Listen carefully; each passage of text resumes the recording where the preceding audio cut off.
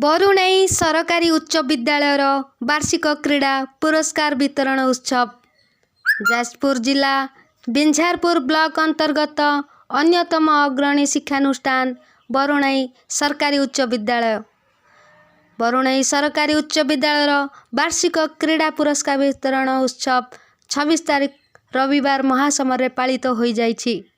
एही पुरस्कार उत्सव रे विद्यालय प्रधान शिक्षक शत्रुघ्न साहू अध्यक्षता करथिले। एथिरे प्राक्तन प्रधान शिक्षक रमेश चंद्र साहू मुख्य अतिथि भावे जोगदेई श्री जगन्नाथଙ୍କ निकटरे प्रदीप प्रज्वलन करी कार्यक्रम को शुभारंभ करने सह क्रीडार उपकारिता उपरे आलोकपात करथिले। मुख्य वक्ता भावे विद्यालयर प्राक्तन प्रधान शिक्षक पुरुषोत्तम नायक आम जीवन रे क्रीडार आवश्यकता उपरे छात्र छात्री मानकु उद्बोधन देइथिले। विद्यालय परिचालना उन्नयन कमिटी रा सभापति सविता नायक सम्मानित अतिथि भावे जोगदेई विद्यालयर उन्नति निमंते केतक परामर्श देइथिले। वरिष्ठ शिक्षयित्री श्रीमती प्रतिभा दास स्वागत भाषण देइथिले।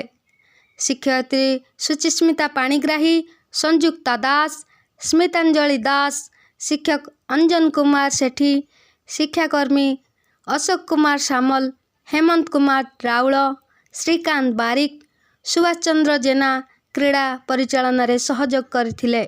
विभिन्न क्षेत्र रे कृतित्व अर्जन करथिबा विद्यालयर कृति छात्र छात्री मानकु मुख्य अतिथि सम्मानित अतिथि प्रधान शिक्षक और शिक्षयित्री मानक द्वारा पुरस्कार वितरण करा जाइथिला। परे छात्र छात्री मानक द्वारा रंगारंग सांस्कृतिक कार्यक्रम परिवेषण करा जाइथिला।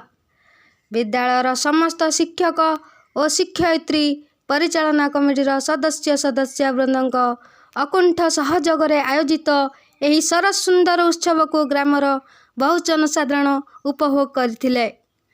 शेषरे क्रीड़ा शिक्षक जाजपुर प्रदीप मल्लिक रिपोर्ट, जगन्नाथ न्यूज 24।